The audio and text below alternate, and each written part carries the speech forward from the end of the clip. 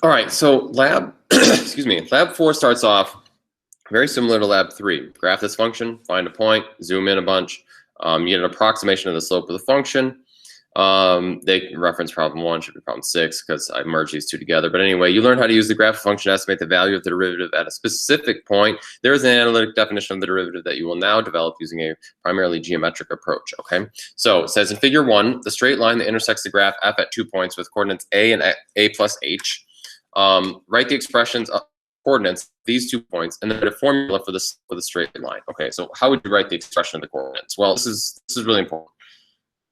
It's like, all right, well, that point right there would be a comma, and then what is the value there? I don't know. It's an arbitrary curve. Well, all right, what's the curve called? Well, it's called y equals f of x. Fantastic. That point must be, well, we can label it in 2 ways. We can either say a comma y, not that useful, or I can label it as a comma f of a, much more useful. You'll see why in a second. All right, so then what is this point? Well, this point is a plus h for the x value.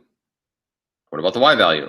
Well, again, we could call it y, not that useful, but we could also call it f of a plus h, much more useful. Okay, much more information is packed into that than just y. All right, and this again relies on this idea that whatever the x value is, you can input that into the function, and the point on the curve, the y value on the curve, is f of whatever you plugged in. So if you put, a cat down here, then the function value is f of cat. All right. So anyway, write expression for the coordinates of these 2 points, and then write a formula for the slope of the straight line. Okay, so then the slope between these two. Now you should already be sort of primed for this because of the GIF activity or GIF activity. All right. So what's the slope here? Well, it's going to be f of a plus h minus f of a divided by a plus h minus a. And so you get this for the slope. M equals f of a plus h minus f of a divided by h. All right, any questions there?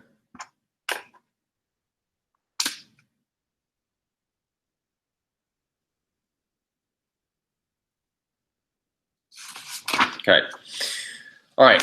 So on the back page or the next page, consider the function f defined by this. So x cubed minus 6 plus 3. Let a equal 1. Okay. So we should write that down. A is 1 here. All right. And then for each value of h, sketch by hand on figure 2, the straight line through 1 comma f of 1. So 1 comma f of 1. It's right here. All right. And 1 plus h and f of 1 plus h. Make a table containing the values of h and the slopes of the straight lines. Okay, so again, I'm probably not going to do this whole thing, but just to give you an idea of what you're trying to do here, let's start with the slopes of the straight line. So h equals 0.6. Okay, so what we want to graph then for that is 1 plus 0.6. So that's 1.6 comma f of 0.6. Sorry, f of 1.6. Okay, so it's like, where is that? All right, well, here's 1.6. Here is f of 1.6, right? On the y-axis, it's right about there. Okay, so here's the point, 1.6 f of 1.6. And what you want to do is figure out what the slope is. So I'm going to use a ruler because I don't draw straight lines very well. All right, I'm trying to figure out what the slope of that line is. Okay, it's not difficult to do.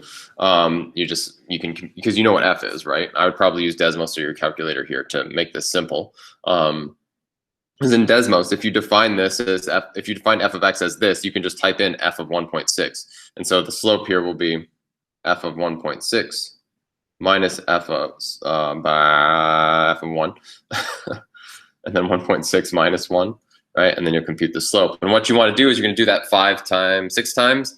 So you're going to do that a bunch of times, and you're going to compute the, that's why you need the tables to organize just all of your information, okay? So you do that a bunch of times, you organize your information. It says, as the h values get smaller and smaller, positive or negative, what geometrical property do the lines we have drawn and tend to seem to have? By inspecting your graph and the slopes you have computed, try guessing a limiting value. In other words, for what are the slopes approaching? So once you've got all of these computed, what are the slopes approaching?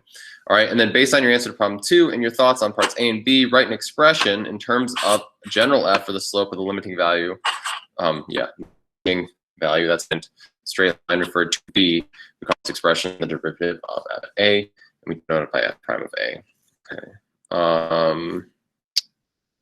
And so yeah, so you're putting together what you did for problem. I messed up the numbers here, guys. I'm sorry, but based on your problem answers to problem 2, which is actually 7, and then and then A and B from number 8 here.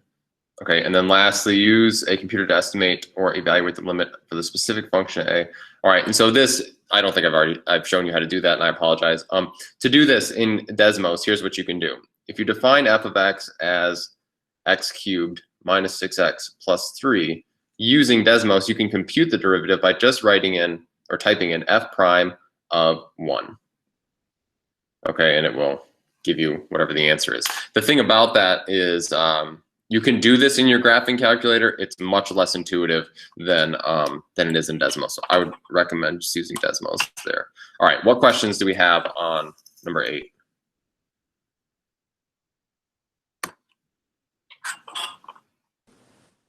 So on like the slope part of like 8a, would it just be like f1 of 6 minus f of 1 over 0.6? Or would you like actually put the values in for? Yeah, you actually want the value. Okay. So f of x equals x to the 3rd power minus 6x plus 3. Okay. Fantastic. So this is what the graph looks like. We don't even really care that much about the graph. But what I'm saying is, and you can, because this is the power in defining f, is that you can compute this value right here, m, very quickly. You can just write f of 1.6 minus, minus f of 1, bad, 1, all of that divided by, what do we say, 0.6, probably that in your head. Okay, yeah, and so you'll get a slope of negative 0.84. Yeah, so you're going to compute that, right? So if this is negative 0.84, I should make the table here, but you'll have a table of like h values. Let's see, how would you want to do this? H values and then slopes. I suppose maybe that's all you need in the table. But h values and then the slopes, and then you should see a limiting value as you compute those slopes. That's what they go to. So does that answer your question? All right. So it doesn't sound like there's other questions. Again, just to give you some, just to kind of give you some context here, we are like, we are gazing into these curves as deeply as we can, right? Because we're literally zooming in as far as we can, and we're finding the slopes of these little secant lines. And to zoom out a little bit metaphorically, what are we doing here? Remember, we're trying to answer this question of what is the instantaneous rate of change of the function? How fast is the function changing at that instant? To zoom out even further, when I first talked about secant and tangent lines in that video, I gave you a graph of an object's displacement over time, and the question was, how fast is the object going at this instant? And hopefully that convinced you that it was actually a hard problem because no time has elapsed, right? So we've set the denominator of the slope of the secant at 0, which makes it impossible to compute. So we are trying to grapple with that, and so this is the problem that Newton and Leibniz were dealing with, was how fast, what does it mean to be going a particular speed at an instant? And how can we think about that rigorously and mathematically? So that's what we're doing here. We're trying to figure out the instantaneous rate of change so that we can apply that to situations in which the rate of change has consequence in reality, or at least that's one major thing we're doing. All right. I just want to quickly solidify part C here. So it's based on your problem, your answer to problem 7 and your thoughts on part A and B, write an expression in terms of general F for the slope of the limiting value. There's a hint. Yeah, that limiting value is a big hint, and we call this expression the derivative of f of A. We denote it by f prime of A. So what I want to do is make sure that you've got the answer to this as part of the end of the lab, because I kind of ended early in the, or not early, but didn't give it all away in the last video. So I guess it would be the beginning of this video. What we've got here is this model for slope, this expression for slope.